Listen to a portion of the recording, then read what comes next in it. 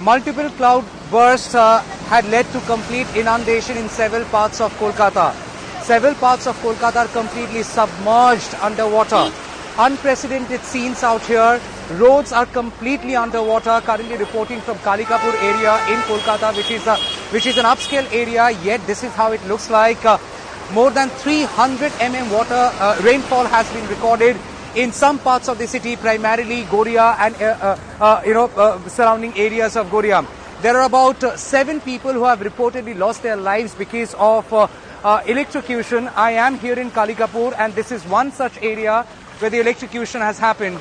Look here, very heart-wrenching scenes.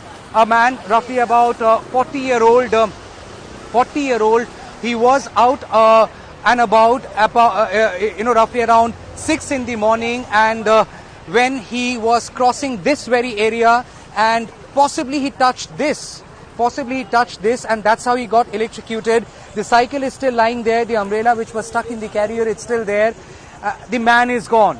Well, the deaths have been reportedly due to electrocution, and CESC is responsible for power supply across the city.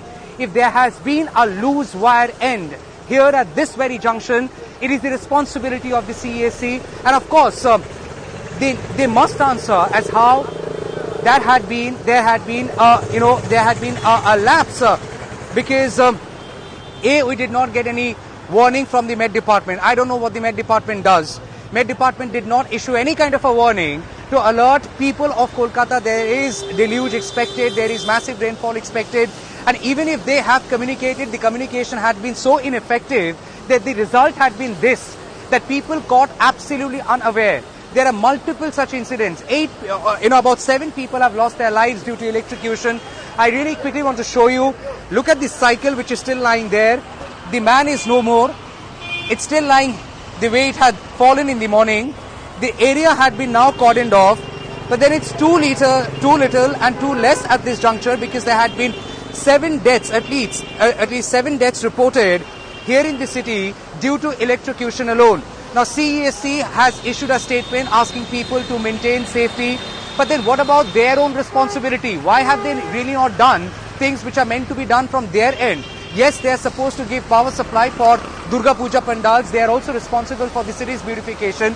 But every individual assigned by CESC, either contractual or their direct employees, must be held accountable for the work that they are doing. So if the CESC thinks that they can only issue an advisory at this juncture and they can escape, probably they should not. They should be held accountable because this is not the first instance where such an incident of electrocution has happened after such a deluge. In the past also you have seen an unprecedented scenes out here. Probably Kolkata has not witnessed a cloud burst in the past, but we have had the experience of dealing with waterlogged city, waterlogged roads. Even in the past couple of years, things have improved for better. But then this was unexpected. This was absolutely unexpected, and nobody had any kind of an alert that such a cloud burst is expected. Just imagine the place where I come from, which is near Goria, has recorded over 330 mm of rainfall within 5 hours through the night this morning, I would say. And there had been other parts of the city which has recorded over 200 mm of rainfall. So obviously waterlogging is the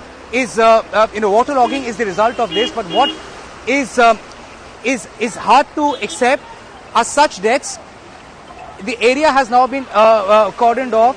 The power supply in this area has now been cut off, but then there had been 7 such deaths, and that's the reason question should be asked to CESC and every authority responsible for management of these electric wires in the streets, these street lamps.